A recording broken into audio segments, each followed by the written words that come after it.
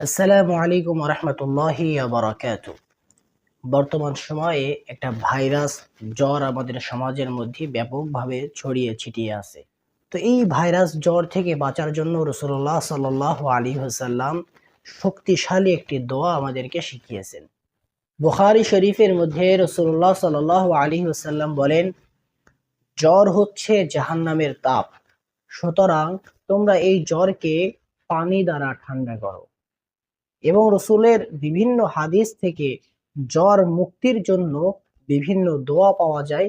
তার মধ্যে একটি দোয়া আজকে আপনাদেরকে শিক্ষা দিব, যেই দোয়ার উপরে যদি আপনি ইয়াকিনের সাথে, রসুলের প্রতি বিশ্বাসের সাথে আমল করতে পারেন, তাহলে এই ভাইরাস জ্বর থেকে আমরা মুক্তি পাবো ইনশাআল্লাহ। সেই দোয়াটি হচ্ছে, বিসমিল্লাহিল্লাযী লা ইয়াদুররু মা'a ইসমিহি শাইউন ফিল আরদি ওয়ালা ফিস সামাই ওয়া হুয়াস সামিউল আলিম। এই দোয়াটি আমরা ৩ বার পড়ে পানিতে ফু দিব, সেই পানি পান করব।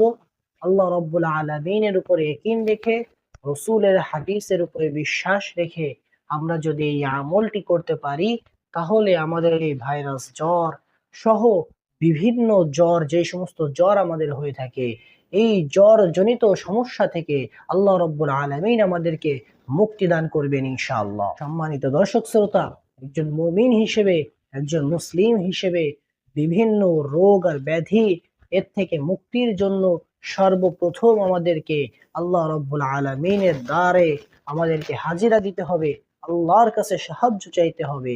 আর আল্লাহর কাছে সাহায্য চাওয়ার মাধ্যম রাসূলুল্লাহ সাল্লাল্লাহু আলাইহি ওয়াসাল্লাম হাদিসের মধ্যে বিভিন্ন দোয়ার মাধ্যমে শিখিয়েছেন। সুতরাং সেই দোয়ার আমলগুলো যদি আমরা করতে পারি, মুমিন হিসেবে আমাদের ইয়াকিন থাকবে আল্লাহ তাআলা রোগ দেনেওয়ালা, আল্লাহ রব্বুল আলামিন ও রোগ থেকে মুক্তি দানকারী। সুতরাং আল্লাহ আমাদেরকে এই সমস্ত ভাইরাস জনিত সমস্ত রোগ ব্যাধি থেকে মুক্তি দান করবেন।